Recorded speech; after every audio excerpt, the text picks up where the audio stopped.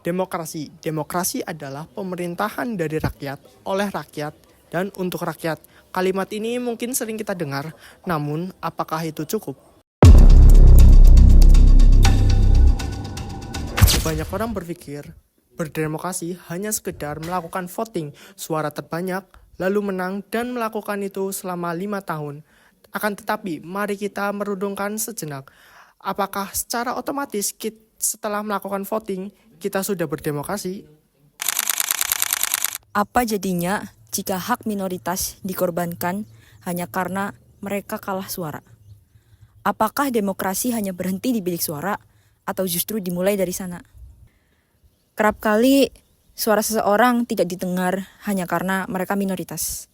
Dianggap tidak penting karena tidak mengikuti arus mayoritas. Demokrasi kadang terasa seperti pesta elit politik. Hal itu memperlihatkan sebuah perbedaan. Indonesia tidak menganut demokrasi bebas sekuler ala barat. Secara mentah-mentah, kita punya cara sendiri. Kita punya demokrasi Pancasila. Secara etimologis, demokrasi berasal dari bahasa Yunani. Demos yang artinya rakyat dan kratos yang artinya kekuasaan. Tapi dalam prakteknya, setiap negara memiliki corak yang berbeda-beda. Salah satu ilmuwan Indonesia, yaitu Profesor Sanusi, mengidentifikasi 10 pilar demokrasi Indonesia. Salah satu pilar yang tidak ditemukan dalam demokrasi universal ala USIS, yaitu demokrasi yang berketuhanan yang Maha Esa. Inilah yang disebut teodemokrasi atau demokrasi dalam rangka ketuhanan. Artinya, kebebasan tidaklah mutlak, ada nilai-nilai moral, etika, agama yang membimbingnya. Bapak Demokrasi Indonesia, Muhammad Hatta, mengajarkan bahwa demokrasi kita sudah berurat akar jauh sebelum Indonesia merdeka. Ada 3 sumber utama. Pertama, demokrasi desa, tradisi musyawarah, gotong royong, dan mufakat. Hatta menyebut ada 5 unsur, hak rapat, mufakat, gotong royong, hak protes bersama, dan hak menyingkirkan dari kekuasaan raja yang zolim. Kedua, ajaran Islam.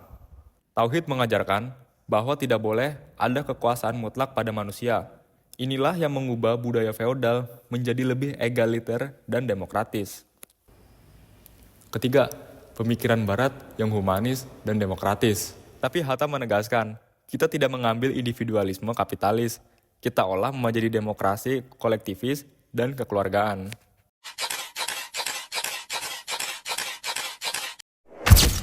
Lalu, mengapa demokrasi Pancasila tetap relevan dan mendesak? Di tengah krisisnya partisipasi politik, maraknya oligarki, dan dinasti politik, demokrasi Pancasila mengingatkan kita pada tujuan bernegara, yaitu kesejahteraan dan keadilan sosial, bukan sekedar kemenangan suara terbanyak. Demokrasi Pancasila menawarkan musyawarah untuk mufakat, bukan sekedar voting adu suara. Ia menghormati hak minoritas, mengutamakan kebersamaan, dan menjunjung tinggi nilai ketuhanan. Mari kita tidak sekedar mengucapkan demokrasi sebagai slogan, tapi kita hidupi sebagai nilai sehari-hari.